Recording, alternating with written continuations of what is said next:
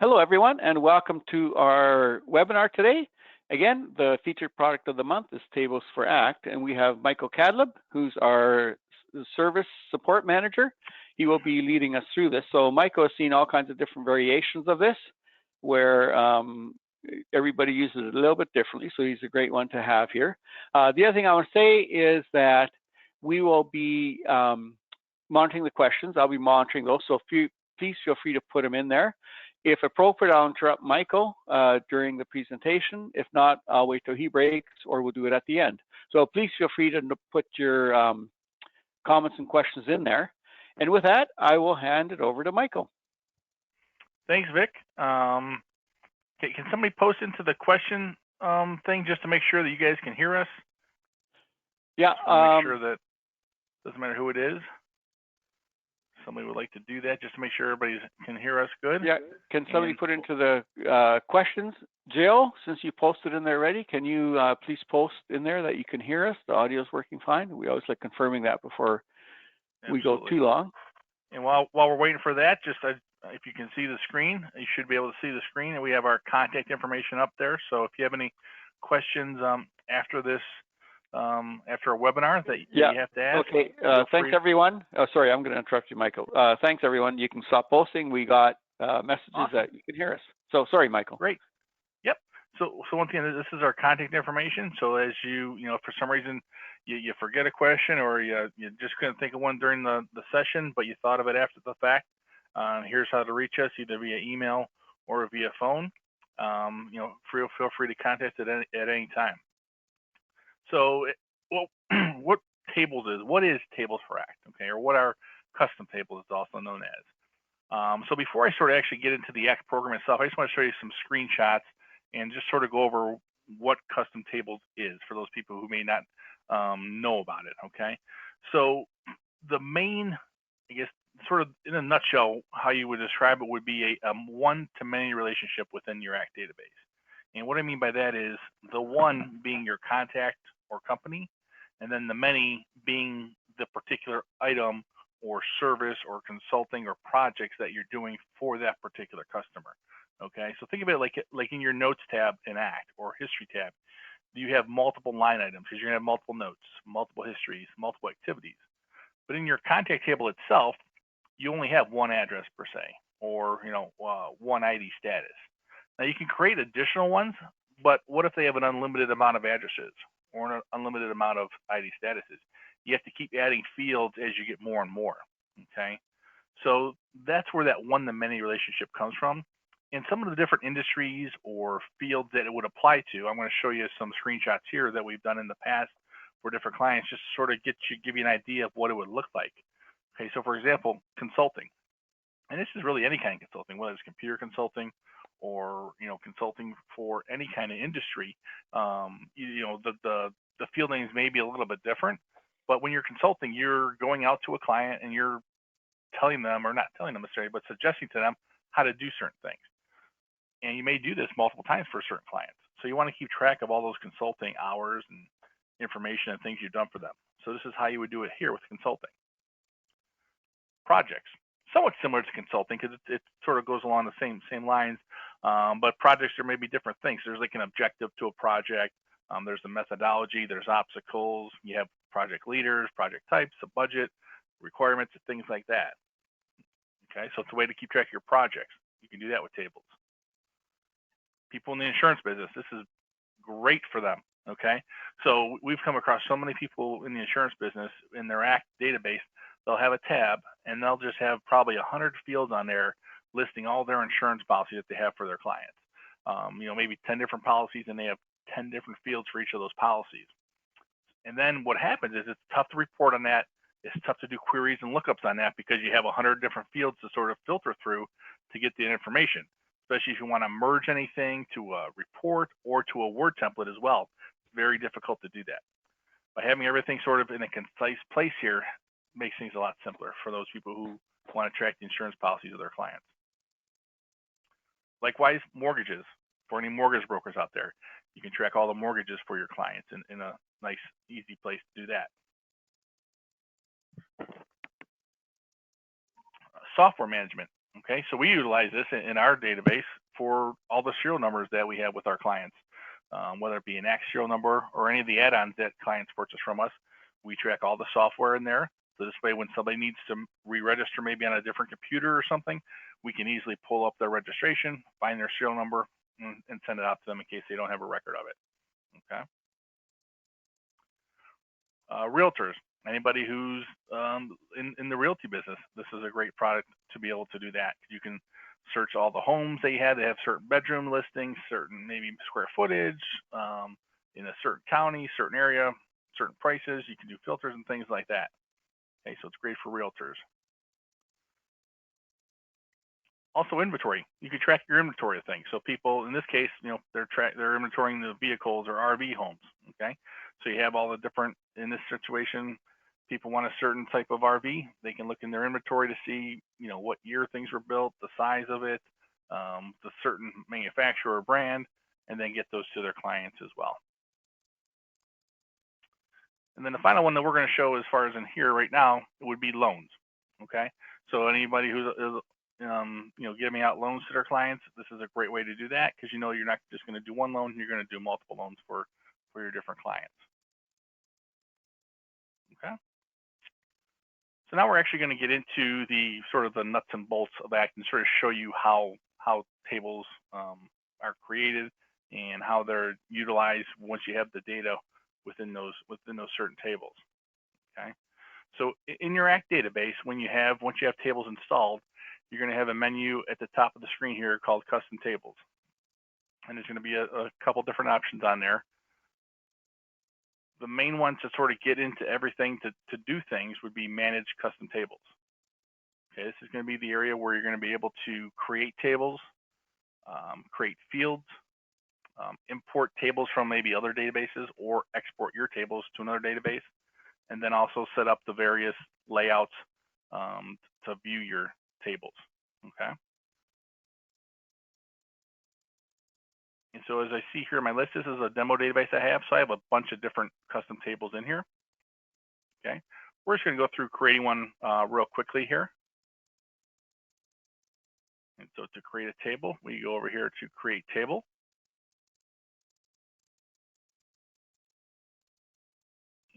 And I'm just going to, let's do that software one we just showed you there. So we'll call it software. And then your table name is what's sort of behind the scenes, okay? And that needs to be, there cannot be any spaces in that, okay? So if I want to say, let's say I want to call it software serial numbers, okay? So in the table name itself, I wouldn't have to have, I can't have any spaces. The display name, this is what's going to show up on your actual tab or the navigation bar here on the left-hand side of ACT. That can't have spaces, okay? So you can put spaces in that, but the actual table name itself, that cannot have it there. You can have a little logo if you wanted to. So as you see over here on my left-hand side, I did, just basically a search in Google for clip art for that particular information, and then I just saved the file and put it in as the logo. Okay. Additional settings down here. This is where you're going to tell ACT where you want to see this list at. Okay, so the nav bar is this over here, this left-hand side there. It's navigation bar. I want to see it there. I want to see it on the context tab. And I don't want to see this necessarily in a group or company or opportunity, but you can if you wanted to. You would check those boxes if you wanted to see it on those additional tabs. I'm going to hit next. Now I'm going to tell ACT where I'm linking it to. By default, it's going to be contacts and company. Now, if I know this is only going to be for contacts, I would just leave contacts clicked and nothing else. But maybe I wanted to link it to opportunities as well, because as people purchase them as an opportunity, it's in my database, and I want to see the link to that opportunity in there also. Now, it's just going to let me know if I do something more than 2 entities, it may have a negative performance as far as speed. So it's something to think about when you ever want to link more than 2 entities.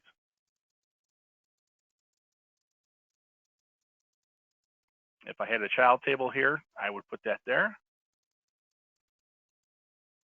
And it's going to create that table. So right now, what it's doing is behind the scenes is creating this table. And with each new table, it creates default fields. So create date, edit date, last edited by, record creator, and the access level, whether it's private or not. So it creates those fields, creates that table within the actual database and the SQL tables behind the scenes.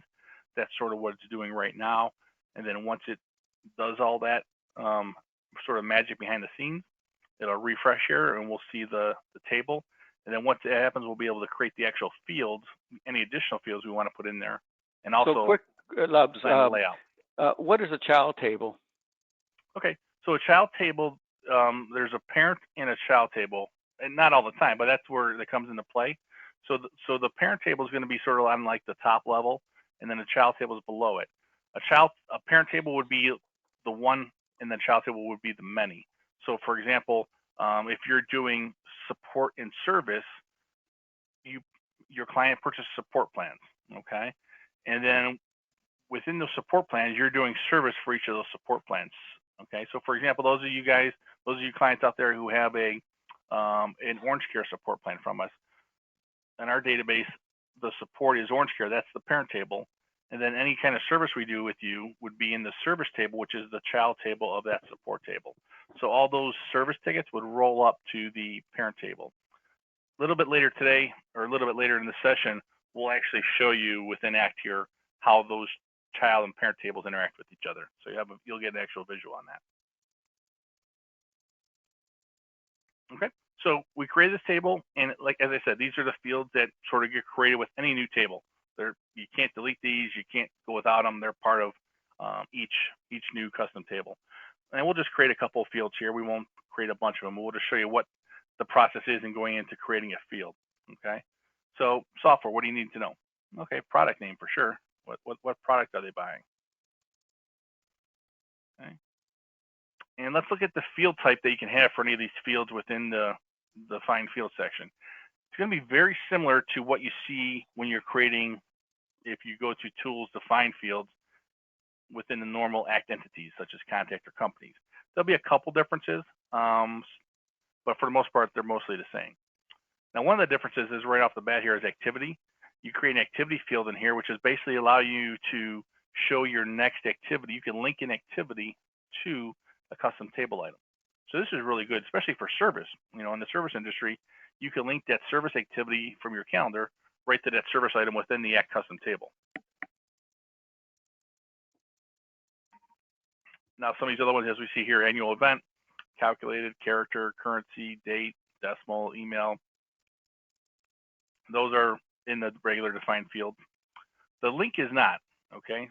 What the link allows you to do is to link that field to another contact record, okay? So for example, think about maybe if you have a custom table called tenants, you're tracking all the tenants at a property, and the tenants are also contacts in your database. Well, the tenant name could be a link, so you can then click that link and look up that tenant somewhere in your database instead of having to manually type in that person's name. It's an easier way to do that. Okay, then most of these other fields, as we said, are the same. Here's another different one, progress. So a progress field within a custom table is it's like a slider bar. And this is useful. We utilize it in our projects table, you know, to see how far a project has been completed.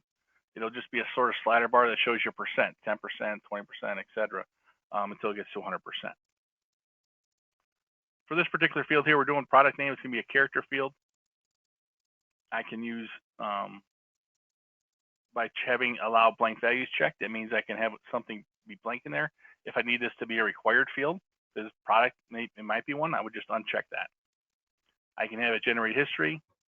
I can also have a drop down if I wanted to for that field.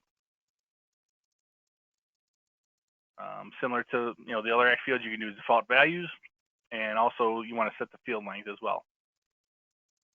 One additional thing that you can't do with the regular fields is you can set something as a sequential field setting. So this is great for, like, for example, like if you're using service, a service ticket number. So that anytime you enter a new service ticket, it automatically assigns a number and it just adds one to the last one. So that you're having a sequential number. You don't have to manually enter it. It enters it on its own. Okay. Just going to let you know it's confirming the changes you did. Hit next to accept them, and then it creates that field.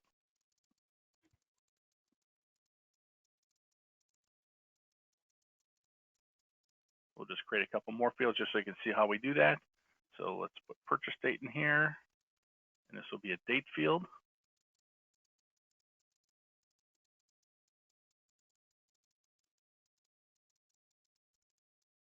And then we'll create the serial number field. Leave that as a character. Okay, so now whenever we're done creating all our fields, okay, and there's really no limit. You can have 3 as we had here, or you can have 100. Okay, it doesn't really matter as long as you're being efficient with your fields and not creating redundancy. And it's easy for the users to use. The number of fields does not matter here. But once you've created the fields, now we actually need to put them on a layout or a form so that you can actually enter the data when using the database. So to do that, that's found under additional customization, design layouts. So we're going to click that. As of right now, there's nothing here. So once you create one, it's going to be listed here, the layout you have there. So we're going to create a layout.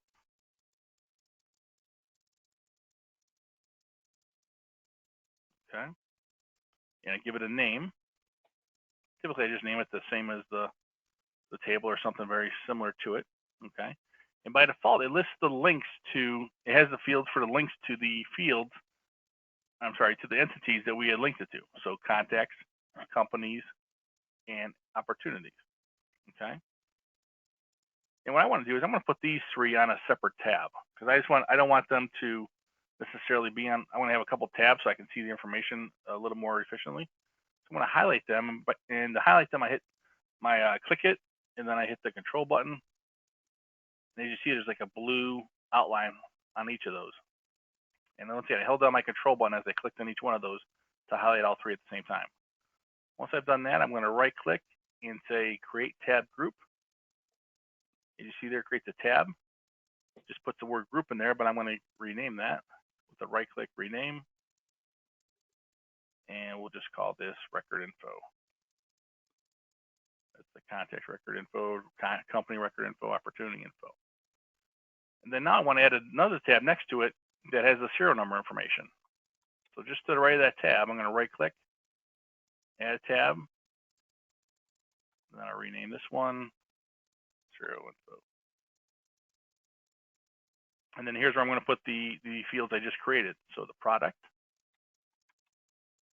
And to put a field on there, you just drag it from the right hand, drag it from that properties box over into this layout.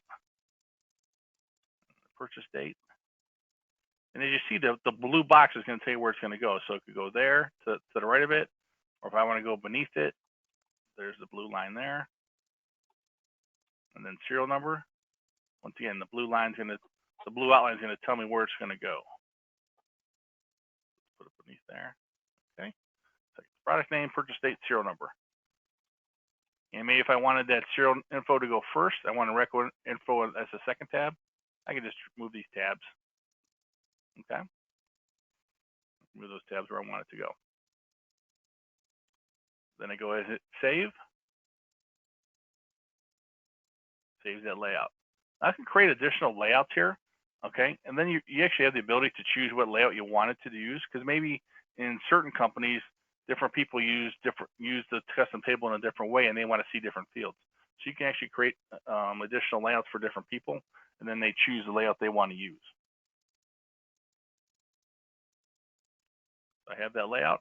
Now the next thing I want to do before sort of starting to use that is I want to define the columns, the way they're going to show up in the list view when I'm looking at that particular custom table tab. So I'm going to click on Edit Default Columns. And by default, it puts all the columns that were created already in there, okay? I'm going to change it. I'm going to take away those. And I want to add the company and contact. I want to see the contact and company name when I'm looking at this product. So I click that button there, automatically adds the contact and company, and then I could put whatever order I want. So maybe I want the purchase date first, then the product name, serial number, and then maybe the create date. Okay. So this way, then, whenever I go to the list view, this is what's going to show up. And if I'm sort of creating this for a shared database, this is how it's going to show up for all the users then when they first log in, is in this particular order.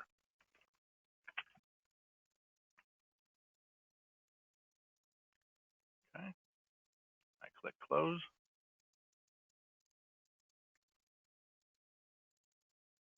the screen refreshes, I now have this software serial numbers tab. And here's those fields down here in the order that I put them. And if I want to add a new serial number, I click the add button here. A screen will pop up for me to add. Put in the product name, purchase date, and then the serial number.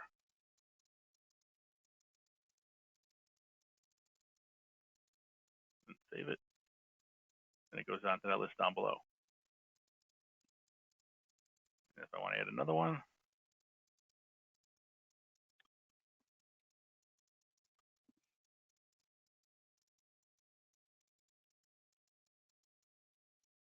okay, so you just add, as many serial numbers as the software comes in. You have it there. Then if I need to open it at a later time, I just double click that line item, and there's that serial number. So if I need to send it to the client, I can highlight it here, right click copy, and then mail it off to the client. Okay. Vic, any questions so far from the creation part of things? Quick question: can we move opportunities to a table? Move opportunities to a table.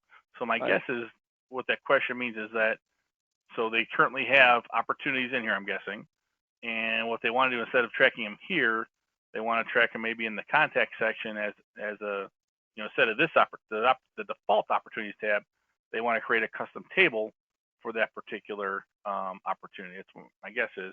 If that's the case, you can certainly do that.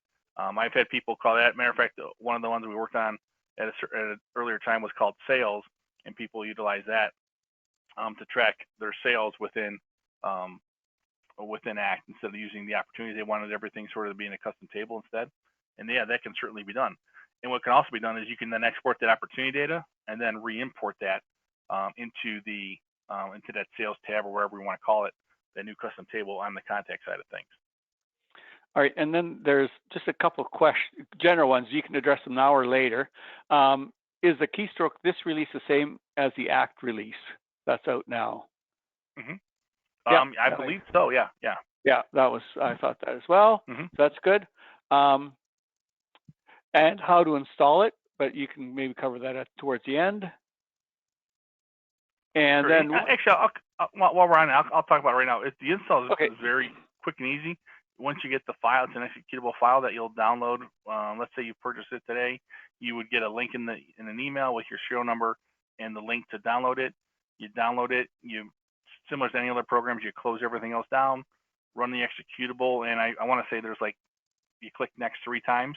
There's no kind of special setup where you need to configure it or anything like that. It's just a straight install. Next time you open up ACT, you're going to see that custom tables menu. What you will see then too is a registration window, and then you'll just put your serial number in that registration window once you open up ACT for the next time after it's installed. So that's sort of the only thing that sort of pops up on you. All right.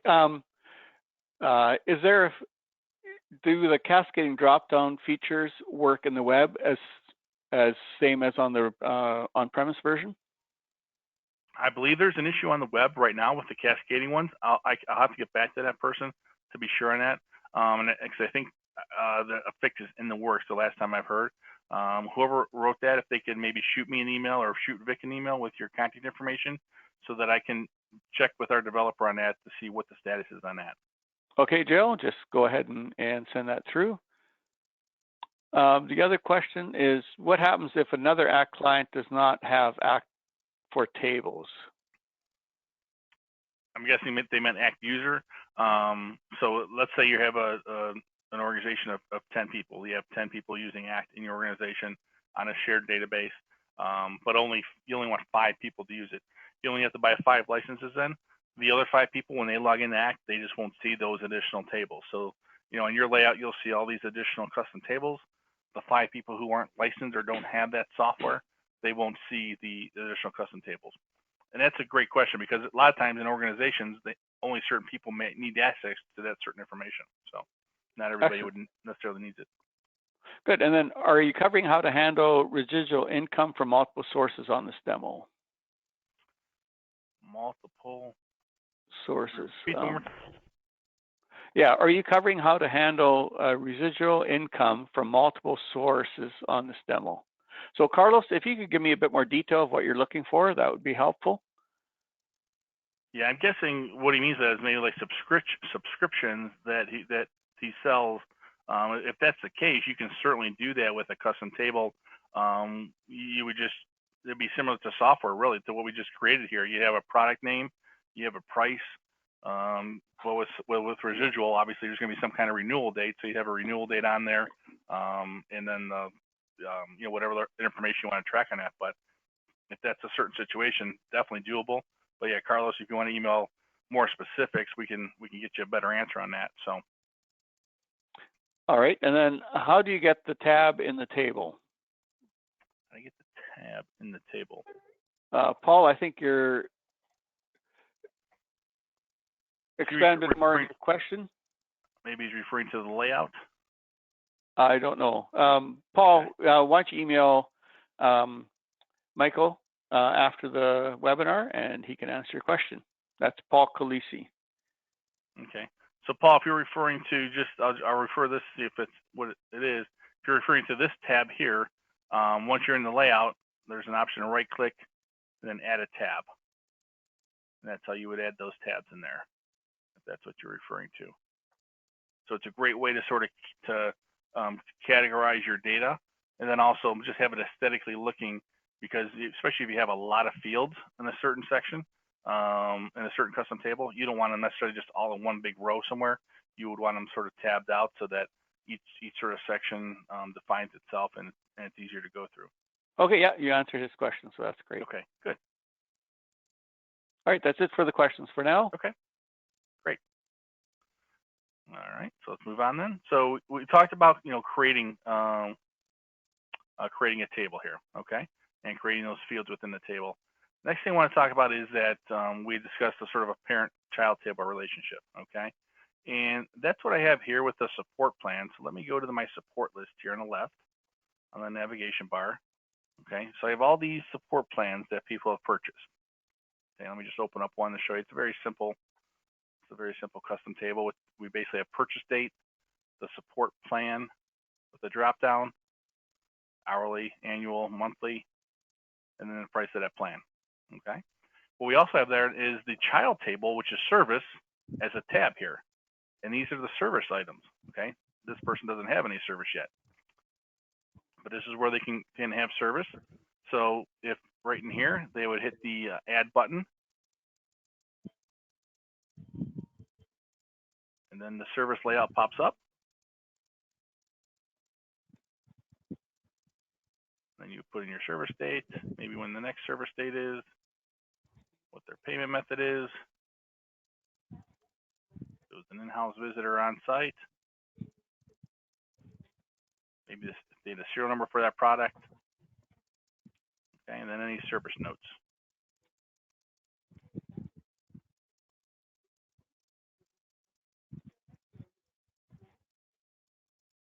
And it goes into the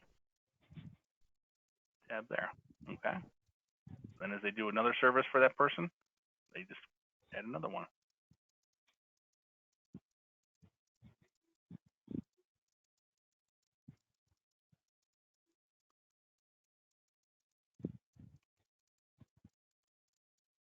Okay, so then they can see the additional services that they've done every time they go to that particular client. Okay, here. And now if I want to see that right within this, in this same view here, because this is the support view, on my little slider bars up top, there's a slider bar called child table. Slide that across, and when I do that, there'll become these little plus signs get added over here to the left. And the ones that are grayed or sort of inactive, that means there's no child tables or no child table records. The ones that are enabled, that means they have a record. So I can click that little plus sign, it expands it, and then there's my service for that particular plan. And I can minimize that back in. Okay. So that's what we mean by a parent to child table within the custom tables. So it's actually two tables. There's a parent table, in this case support. There's a child table called service. So if I were to go to my service list over here, I would see those 2 service items. Okay. So the nice thing with that is that with the child table, you can view that in multiple different places. You can view that as a table in itself. So I want to see all my service stuff. I look at the service table. But then if I want to see it as part of a parent-child table relationship, I can go to my support table and then view it that way. Likewise, I can go right to that contact and then see just the specific information for that person, whether it be support or service. And same thing here, while I'm on the contact record, I can utilize this menu bar here. And if I want to see the child information there, I can do the same thing there as well. Okay, there's a question, Michael. Yes. Can you bill from the example of a service table? When I create a history, currently we have it built to QuickBooks. Okay. So when you say, can you bill from the example of a service table? Can you bill from it? I mean, they can't. It won't link right to QuickBooks, but you can create some sort of a template that merges the data from here, if that's what the question is. So you can merge to an email or Word document and include the fields that are on the service. So you can have if you have a price on there, the service date, what have you, you can merge that to a Word template and then email that Word template to that client. That's just like an invoice, I guess, sort of. But it's not actually going to go to QuickBooks for you. So not sure if that answers the question properly, but. Okay, Joyce, if that doesn't answer the question, please email us as well with more details. All right, do you want another question now, or do you want to hold off for a second? Yeah, if there's another question, go ahead. Yeah, thinking we have an application for keeping track of projects with long sales cycles and a lot of emails, notes, etc. Will tables be similar to a contact in that all correspondence related to the project can or will be attached to the table? Gotcha. So no, it really can't attach files to a table. That would still be done on the history tab or documents tab or notes tab within that particular contact. I don't even know if it's done in the roadmap, just because of the way it's tables has to be written, that we can attach things to it. I can find out more information to find out if that's on a roadmap for you. But I know it's not currently available where you can attach anything to a particular to a table. You can put a picture in there, but you can't attach a Word document or PDF or Excel or what have you there. Yep. Okay, another question. Is it possible to attach a document and it will autofill, fill the data automatically? Let's say we have a Word doc with all the product names and serial numbers, and we want to import to ACT on that software table. Gotcha. So to import, that's a great question, because that's where I was going next. So let's hold any additional questions, because I'll show you the import now. Yep. So to import in here, I'm going to do. There's an insurance here. That was my test import. So I'm just going to delete all this data. And delete. Yep. Okay. Okay. So there's 0 records here in my insurance table, and so I'm going to walk you through the import. And let me show you I'll show you the Excel file first, just so you get an idea what it looks like.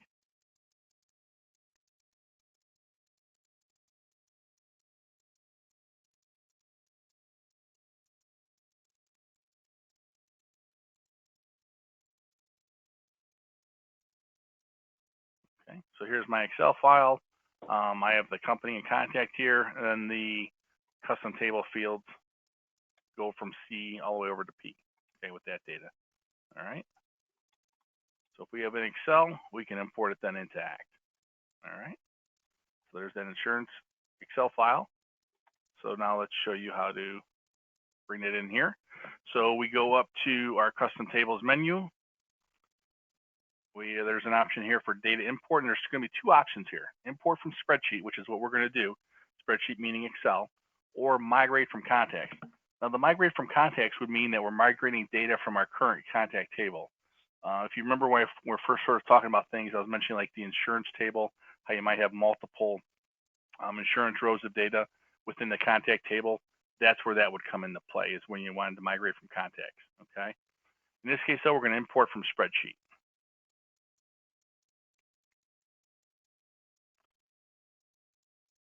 pull up our little import wizard here, and it's going to prompt us to select that spreadsheet file. And so we go to wherever that's stored. And as you see here, move this over a little bit. So these are the different types of spreadsheet files you can import: CSV, XLS, or XLSX. Okay. And there's my insurance one I'm going to import. Now I choose the custom table that I want to import this to. So I find it in my list of custom tables. And now what I'm going to do is I'm going to map the entity field. And what I mean by entity field is whatever entity I want this linked to, whether it be contact, company, groups, or opportunities, or multiple ones. I may have it linked to multiple ones. I would choose the link between the two. And when I say link, I meaning that on that Excel file, what on there is going to match it with, in this case, a contact. Is it going to be a contact name, an email address, a company name, maybe a customer number? Okay. In this particular case, it's just the contact name. Now, if you get even more unique, that's even better, because let's say there's 2 John Smiths in your database. That's not very unique, so it may map to the wrong person. So if you had like a customer ID or a unique ID number that you had, that's even better. Or a lot of times email address is really good, but maybe some people might not have an email address. So you just have to make sure that that field is somewhat unique, so when you bring it into ACT, it matches it to the right contact. Okay, so contact to contact. And now here, I'm going to map it to the custom tables field. Now, contact, and company, those are in the contact section, so I don't need to map those here. These other ones, as long as the name is the same, it's going to match it. If for some reason the name was different, then I would have to click the drop down and select the actual data that's going to do it there. Okay. What I'm going to do is I'm just going to leave one out here just for purpose of today. I want to show you how we do how we update data that's already in there. So I'm going to leave the renewal date out of here for the time being. We'll come back to that in a second. Okay, so that one's the only one that's not going to be mapped. We're going to hit next. And since there's no data in here, I'm not going to worry about when a duplicate is found. Okay, so I can just leave that at overwrite. Hit next. And it's just letting me know, okay, everything's been collected. Hit next to start the import. And it's going to go through the import. There's only 80 records in here, so it's going to be done rather quickly. If you do have, let's say, 10,000 or more records, this could take a little while, so just be patient. It may even look like it might be hung up at some point, but just like I said, walk away, come back in a little bit, and it'll be finished. So if you do have thousands of records that you're importing, once it's done, it's going to say import completed. Hit next to continue. Import's been finished. Click finish. And then to see the records on here, all you'll need to do is hit the refresh button. And the refresh button is this little sort of 2 arrows that are in the circle pattern here. And then that refreshed the data. Now I have those records back in the database. If you notice, so the renewal date blank. Okay, so we blanked it out. We didn't record that. Okay, we didn't map it. I'm sorry. So let's say I did that and I noticed it now. I'm like, oh my gosh, I forgot to do that. I forgot that field, or I made a mistake and mapped it incorrectly. Now I can just delete all the records and bring it back in. Or let's say it's a fact where maybe I did on purpose because every year the renewal date changes and I need to update the records on the Excel file and then re-import it, okay? Which is sometimes the case, especially with insurance policies. So I'm gonna import it, and I'm just gonna merge that field there. I'm not gonna have to, and it's not gonna overwrite any other data. So let's walk you through that process. It's pretty much the same process, except for there's a couple changes on that mapping that we need to correct. So I'll show you how we do that. So same starting process: custom tables, data import, import from spreadsheet. We choose our file. We choose the table we're going to. We map it just like we did before, contact to contact. Now here's where the difference is going to be, okay? First of all, we're going to leave renewal date in there. We want to make sure that's mapped. And then for the duplicate check, we want to choose whatever the unique field is. So in this case, policy number is the unique field. Okay, so if we look at that column here, that's a unique field for us. So when this comes in, when this record comes in, it's going to look at the record and say, okay, INSUR00035. When it sees that, oh, I see it. Oh, there's a match there. Okay, let me update that record. 0066. Okay, let me see that record. I'm going to match that and update that record as well. So that's what it means by duplicate check for that. Okay. And then for here, when a duplicate is found, I don't necessarily want to overwrite every single record or every single field. What I'm going to do is overwrite anything that's blank. Okay, since the renewal date is blank, I'm going to overwrite just that field, not anything else. Next, and then next to finish. Goes through that process.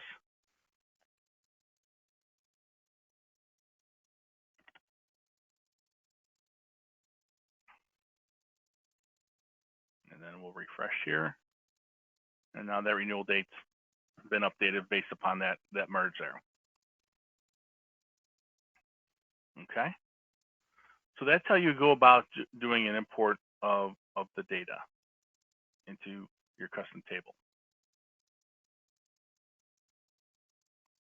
Okay, Vic, any questions on that or follow-ups on that? Yeah, it looked like the table selection drop-down menu wasn't alphabetical.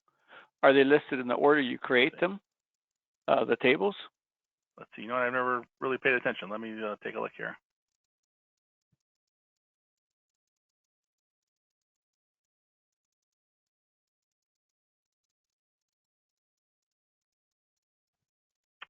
Let's see here. What did I just create here today?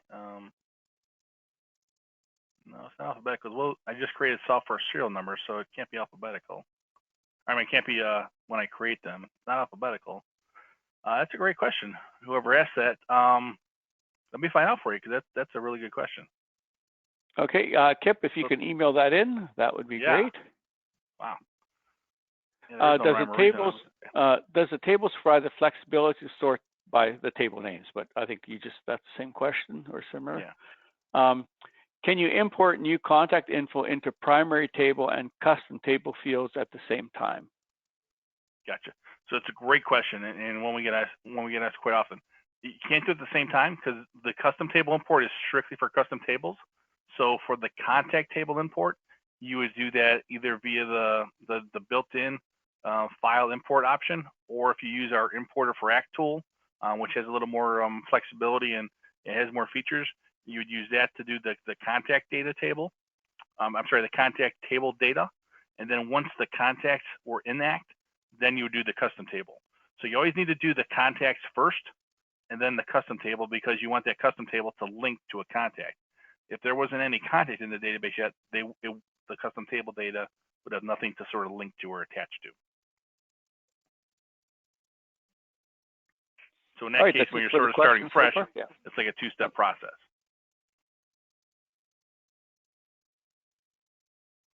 Okay, that's it for now, Rick? Yeah, that's it for the questions now. Yeah. Okay. So while we're on this insurance table, I want to sort of go over what else you can do sort of here in this list view, because this has a couple different field types, has the data in there. So this is a great example to show you the things you can do once you're in your sort of, I call this the global list view, okay? Because you get to see all the insurances or whatever the table is, all the items, okay? So let's go through some of these options at the top here. So, okay, this first one here, refresh, we've already sort of shown you what that does. Basically refreshes your view. So whenever you've imported new data or maybe you've added a bunch of data, it refreshes the view.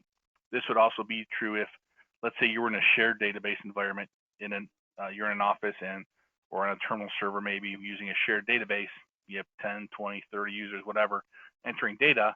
Well, whenever they enter something, you're not going to see it right away until you do a refresh on your screen, okay? So if you're staring at this thing all day. Now, another way to refresh is if you go to the contact screen and then come back, that's also a refresh. But if you're just strictly just sitting on this sort of screen right here, it's not going to add that new data until you do a refresh or move off and we'll come back to that screen, just so you know that. The add button is going to allow you to add a new item. Okay, we've already sort of discussed that. We show you what the delete does, and be careful with that. Now, obviously, for the delete, it follows the same delete rules that you have as an Act user. So if you're an admin, you can pretty much delete anything. If you're a standard user, you can only delete things that you're the record manager of, okay? If you have delete permissions. If you don't have delete permissions, that field or that item button will be sort of grayed out so that you can't delete things. But you're able to, if you do Control A, you everything highlighted, hit delete, it's going to delete everything. So as an admin, just something to be careful of. Okay, so group. So this group is, there's something that, the Act has its own group section. This term here, group, is a little bit different. It's not, doesn't mean you're creating a group in Act or a group of custom tables. What this means is you're grouping something within the custom table, okay? Whether it be the grouping by contact, grouping by, in this case, carrier or status or plan type. It's a way to group things. So for example, if I wanted to, as we see here, each contact has multiple insurance items. If I want to say maybe group by the contact so I can see maybe how many each one has and what they have, this is a great way to do that. So to turn it on, I just slide it to the right. And when I do that, this little box appears. So let me just turn it off real quick and show you again. There's no box there. Turn it on. Now a little box here, and it says drag a column here. Sorry, drag a column header here to group by that column. So I'm going to drag the contact column up there. And now it's grouped by that column. And it gives me a count. And I also have a sum of the coverages. Maybe I want to sum the premiums too. Okay. Gives me a sum there as well. And then maybe a sum at the bottom here. And then if I wanted to sort of drill down into one of them, let's say Benny Lender, I just hit the little arrow and then it drills down into his particular insurance items. Okay, whichever one I just drill down right into there. So that's how it allows me to group by the contact. So I can quickly at a glance see which contact maybe might have the most insurance policies or who has what there. If I want to group by something else, I can certainly do so. I can put that back there. Maybe I want to group by the carrier. Okay, then I'll do a count here. And it gives me the count per carrier that we have. And then also the premiums and the coverages per premium and then or per carrier. Then I can expand on that. And then maybe within each carrier, I want to do the type. Maybe I want to drill down even more. So I can group by multiple things. So I can group by carrier and then plan type. So now within Anthem, then I have within there, I have dental. Same thing here, I can do counts. Okay.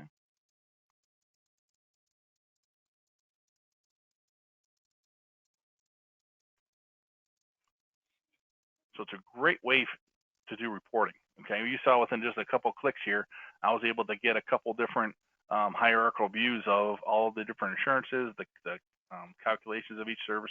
I'm sorry, the sums of each of them, averages there, the counts of the different services as well. Okay. Then if I wanted to just turn it off and go back to my regular list, I just turn the group off and it goes back to my full list. Okay. Quick filter, let me turn that on for you. That just allows you to search any text. And it's going to search any field. So if I want to type in dental, fine, it's going to find all the word dental everywhere, no matter what field. Okay. So that's what sort of a quick filter is. Or if I'm looking for a particular person, if I'm looking for a lender person, there's Benny Lender. Okay, so that I'm not searching in any particular field. I'm just searching all the fields that are in my list for a word or a phrase there. That's what a quick filter allows me to do. The summary allows me to do these calculations. So if I turn it off, you'll see these calculations disappear. If I turn it back on, you'll see that bar at the bottom come back in there. And then I could do all kinds of different calculations. So right now I'm doing average. If I wanted to do a sum of that as well, I can do multiple ones there. Maybe I want the max and the min. Okay.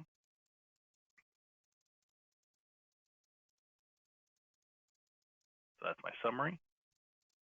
Child table, we already talked about what that does. It's going to show you the child table. In this case, there's no child table, so I won't see anything that gets added there. You won't see a little plus sign, but if they did add a child table, you'd see a plus sign there. Export, I can export this to Excel. So let's just show you how that happens, either Excel or CSV. Click export. Give it a name, and then exports to Excel for you.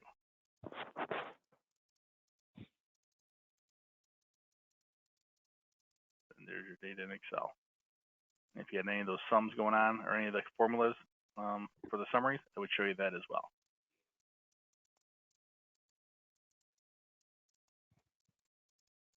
Print it, you can print that list out as you see it there.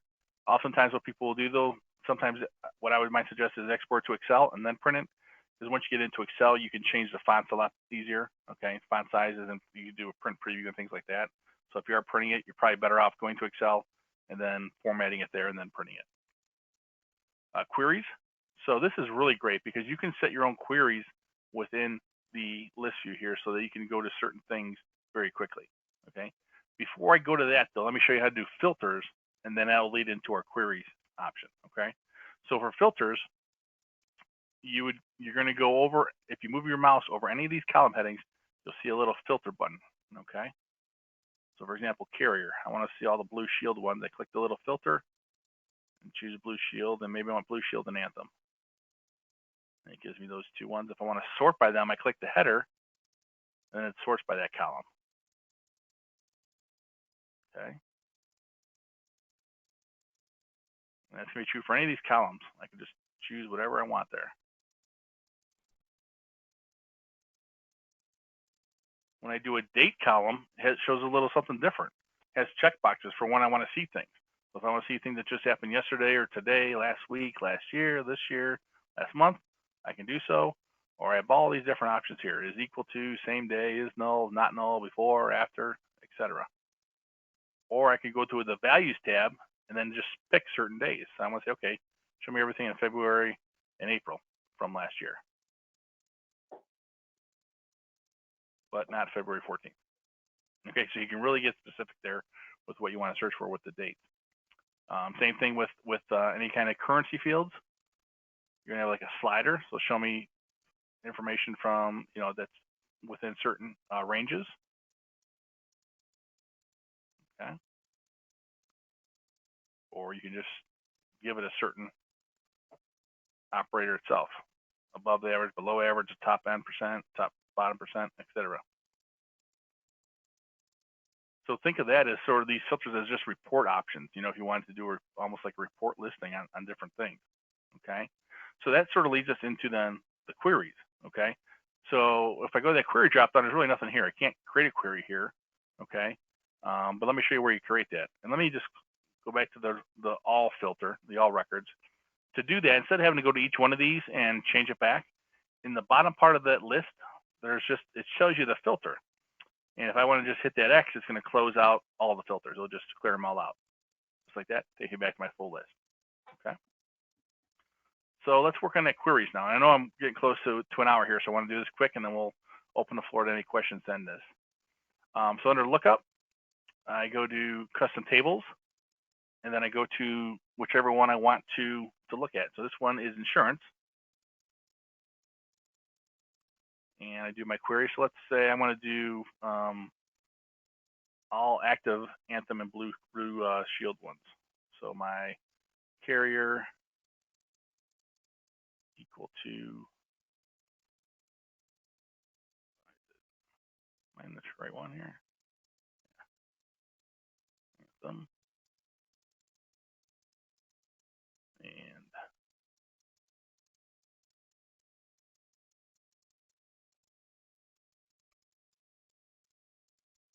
Blue Shield. I want to change that to an or.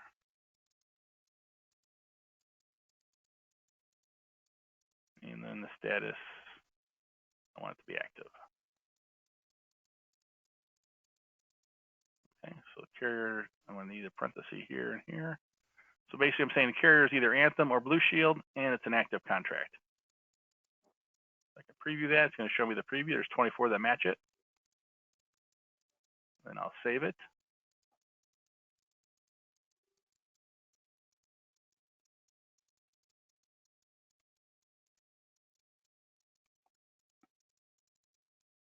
give it a name. Save.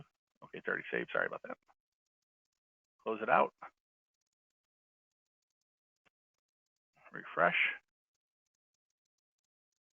And now it's going to show up in my list here. So I click that option, and it's going to show me those 24 people.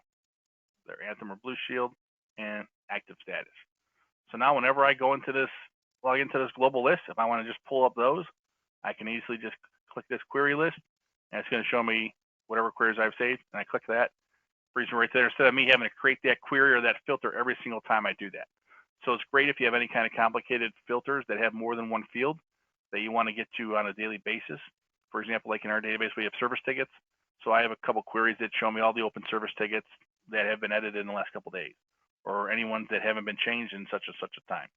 So it allows me to get those very quickly without having to create the filters every single time. Okay. So like I said, we're sort of catching up here on the hour. So I'd sort of like to open the floor to any questions that you guys might have on this. Okay, is Importer4act comparable to Oak Merge product? To Oak Merge, yeah, very comparable. They're very, very similar products. Just the interface is going to be a little different, but as far as what they do and sort of the powers, I guess the features and the complexity of each of them, very similar to how they can do it. And both of them are much better than the built-in the built-in Act Importer.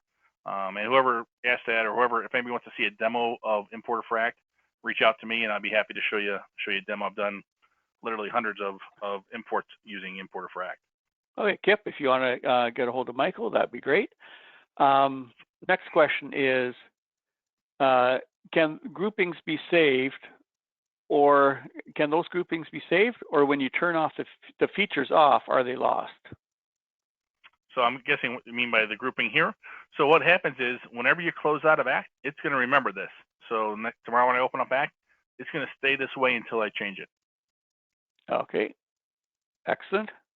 Can those filter settings that were visible at the bottom of the screen a minute ago be saved somehow, so I don't need to recreate them every time?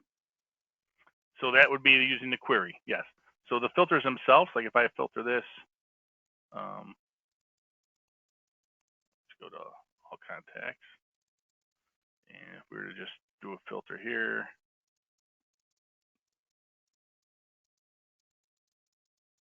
okay, so that, there's a filter down there. That doesn't necessarily save itself, but if I were to create a query and save that query, it's then going to show up in this list view here.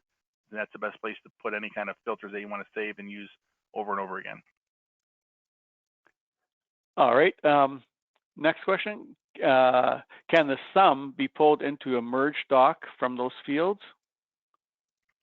So the sum cannot, but the field itself here can. So only when you merge a doc, remember you're merging the data from one line item. So that's what's going to merge into the data. The sum obviously can go into Excel as we showed you there because it's a total of everything. But as far as merging into a template, it's only going to be whatever's on each particular line item. All right. Okay. One more question. Can delete settings be set in some way, even if you are admin, so that I don't inadvertently erase a bunch of stuff by accident? Okay, so meaning that they want to be an admin, but they want to take away delete rights. No, correct. Unfortunately not. No, correct. No, it cannot be done. Okay, so I guess you're trusted if you're admin. Right, yes. Okay, and last question is, what email should they send the questions to? You had the PowerPoint up beginning there. Yep. If you flash it on the screen. So you can email it to MikeOK@kqc.ca or myself, Vic@kqc.ca. And I think that's all the questions we have. Great. We'll leave this open for about 5 minutes here so you can take our information down if you don't have it already. But I'd like to thank everybody for attending today. This is really great. And just a little background, we've used tables for at least 10 years now and in some form or capacity. It's really helped us keep track of both service tickets and serial numbers and then additional stuff now. It's just a great product. I mean, I can't say enough about it. But excellent. Thank you very much, Michael. A wonderful presentation. And if you have any questions, remember to email us or give us a call. So thanks very much, everybody. We will leave the screen up, but we will now close the webinar. Thanks, everybody.